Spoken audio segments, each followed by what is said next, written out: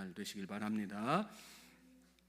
오늘 본문은 바벨론 포로 생활을 마치고 돌아온 이스라엘 백성 중 무명한 한 사람이 다윗의 시편이지요. 시편 57편 7절로 11절 그리고 시편 60편 5절로 12절을 조합해서 하나님의 은혜로 이렇게 구속함을 받고 자유의 몸이 되었으니 제가 앞으로 이렇게 살 것입니다 하는 믿음의 결단을 하나님께 올려드린 시입니다.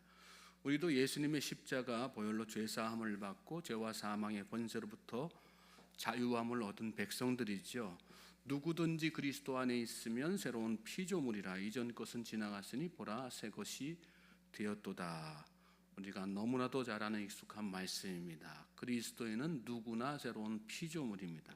새로운 피조물이란 이전의 삶을 청산하고 하나님께서 기뻐하시는 새 삶을 결단하며 살아내는 그런 사람이죠.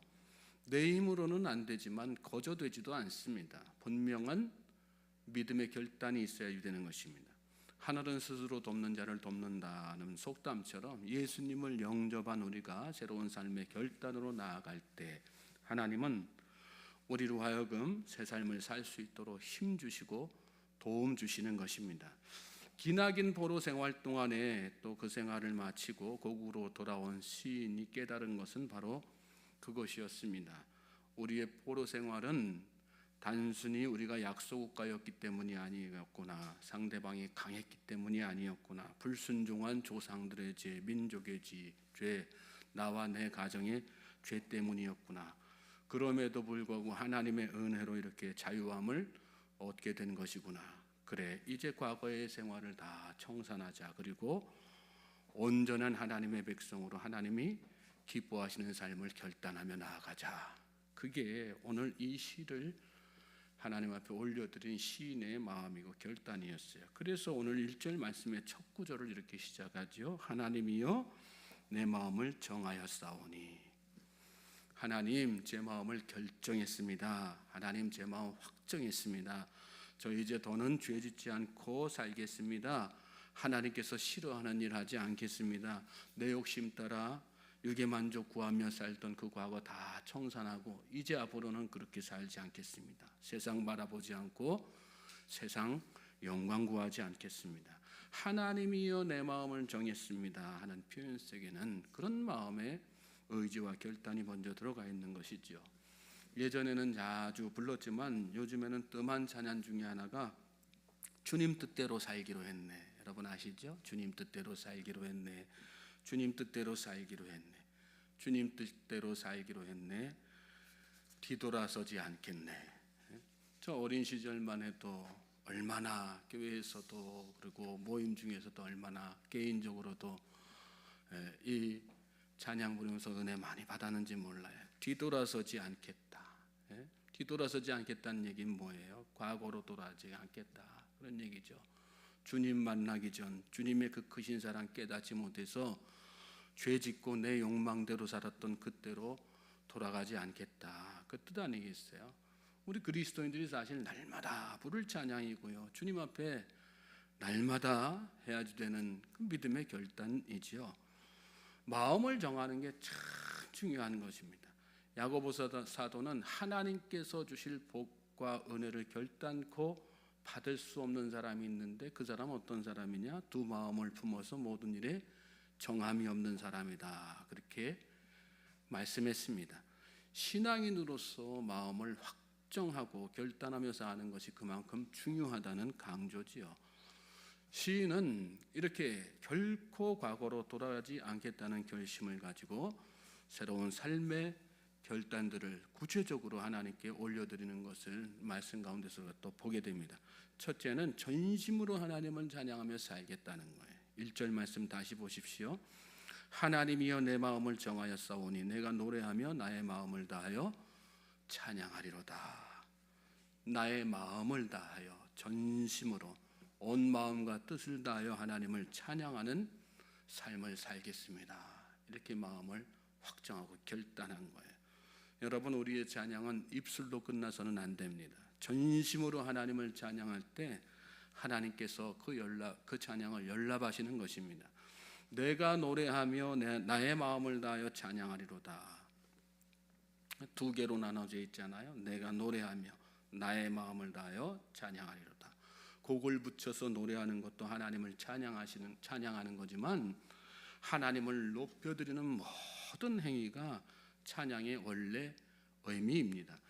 시인은 그래서 노래하면서 나의 마음을 다하여 찬양하리로다. 그렇게 하나님 앞에 자기의 마음을 확정하는 것을 말씀 가운데서 보게 되죠. 내가 노래로도 하나님을 찬양하겠습니다. 그러나 그와 함께 내 삶을, 내 마음을 다 드려서 하나님을 찬양하고 높여드릴 것입니다.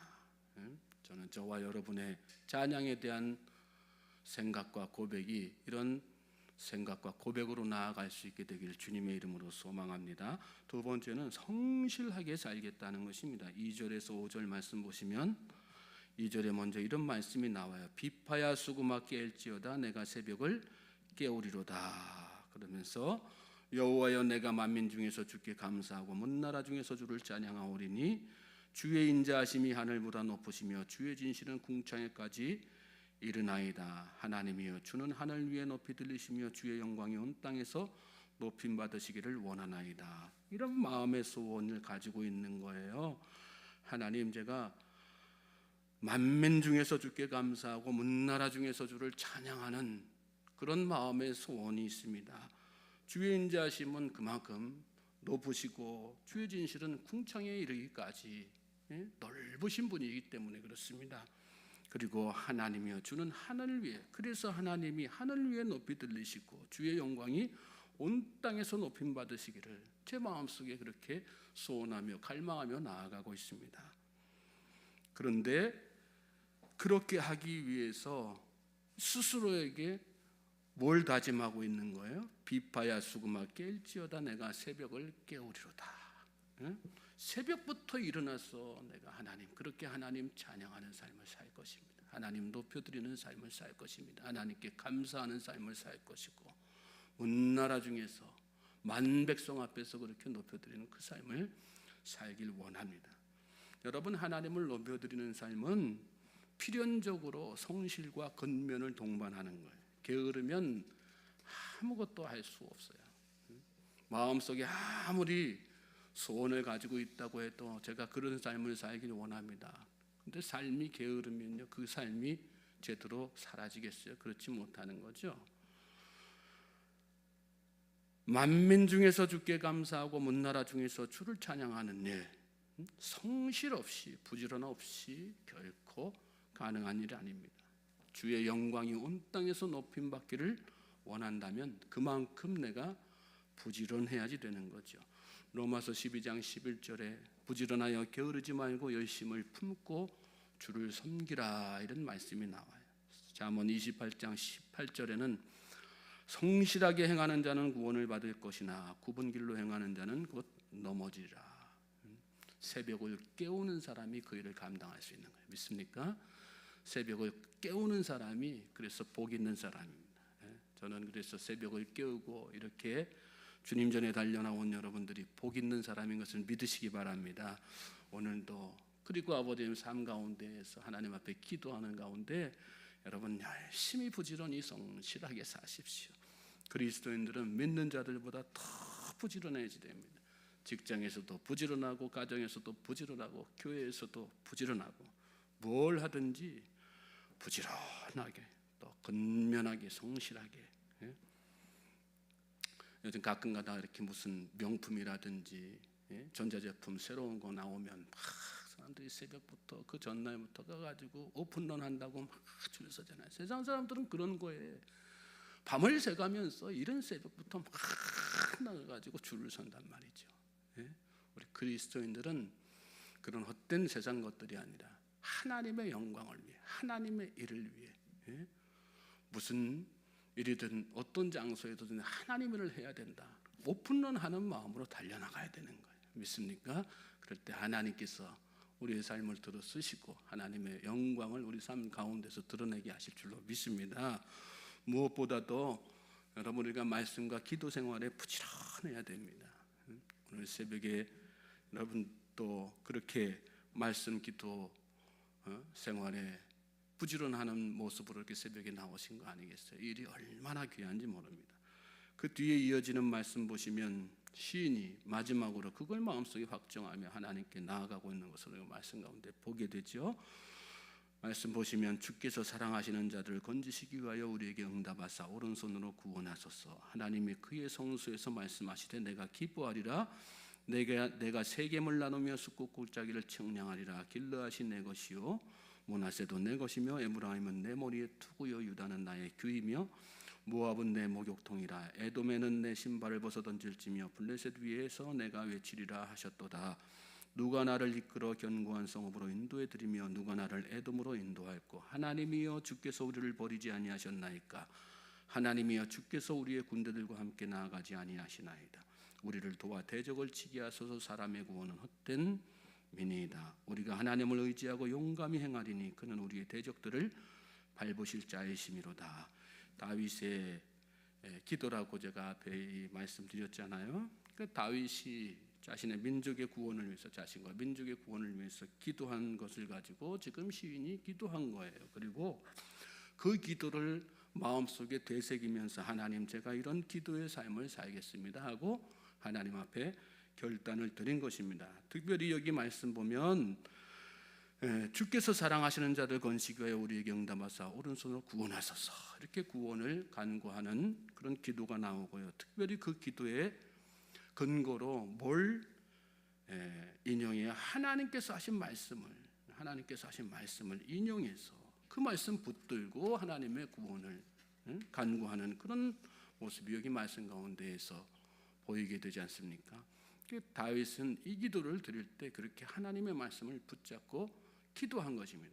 마찬가지로 이 시인은 그 다윗의 기도를 통해서 자기도 그렇게 말씀 붙들고 살고자 하는 결단, 그 말씀 붙들고 하나님 앞에 기도하고 말씀 붙들고 그렇게 살겠다는 결단을 하나님 앞에 드리고 있는 것입니다. 그리고 이 순간에 그런 기도의 자리로 나아가고 있는 것을 오늘 말씀 가운데서 보게 되는 거죠. 그렇습니다. 우리 그리스도인의 삶에 있어서 가장 중요한 것이 어떻게 보면 이 두 가지의 기도와 말씀.